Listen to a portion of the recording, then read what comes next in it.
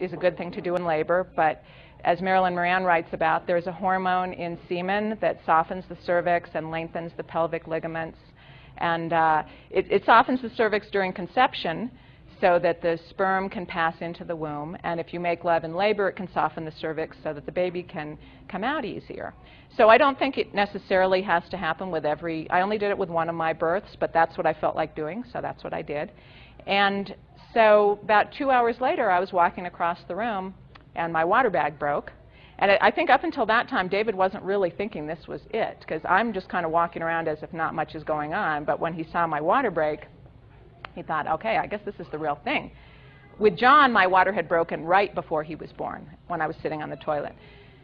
So as soon as my water bag broke, I took out my little plastic bathtub and I stood over it, and his foot came out. So I was not expecting a breech birth, but David said at that point, well, do you want to, I think he might have said, do you want to call an ambulance? Do you want to go to the hospital? And I felt like, no, you know, my body knows what it's doing, and I'm just, we said belief suggestions, that everything was fine, that we had inner help, and he was pointing his toe like this, just wiggling it around, and my 2-year-old was standing there, and he was, you know, I'm standing here with this foot hanging out of me. And so John, you know, says, what's that? And I said, well, it's the baby.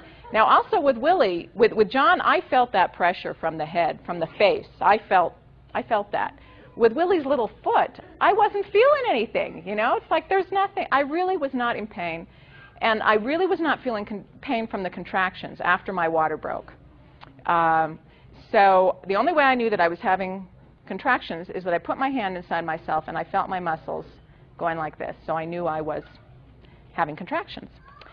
So his foot got lower and lower. We just stood there, said belief suggestions and or prayers or however, you know, we definitely felt that we had inner help. And then his other foot popped out.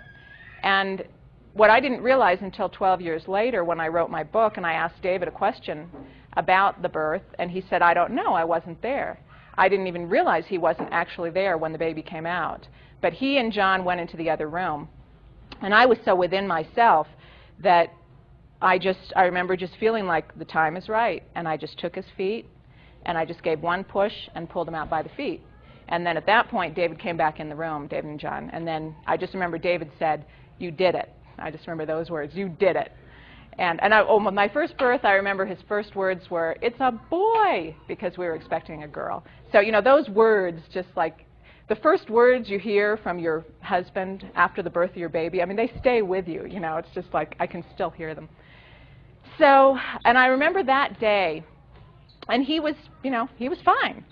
I remember that day I was sitting outside in Boulder, and I was sitting out on my front lawn and just blissed out that here, you know, I just had this breech baby and everything was just fantastic, and I just felt so triumphant and so on top of the world. And this woman walked by and she noticed my baby, and she came up to me and said, oh, how old is your baby? I said, well, he was just born a few hours ago, and I told her about the birth, and she said, you changed my life.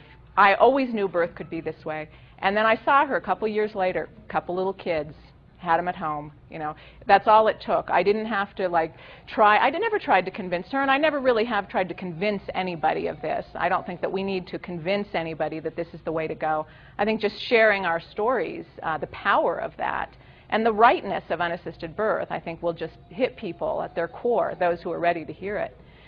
So my next birth was Joy, and Joy is now 18. Willie is 21, John's 23. They will be in a few weeks. So with Joy, I decided, well, I will give birth by myself if that happens to be the way it is. I felt confident in my body, and I thought if David's there, I'm not going to ask him to leave, but if he's not there, then so be it. I'll just give birth by myself. So as it turned out, I went into labor with her one morning, and I thought, well, I've had very fast labors. Baby should be here soon. I told the kids, baby's coming. Didn't happen this time. So I was in labor with her for 24 hours.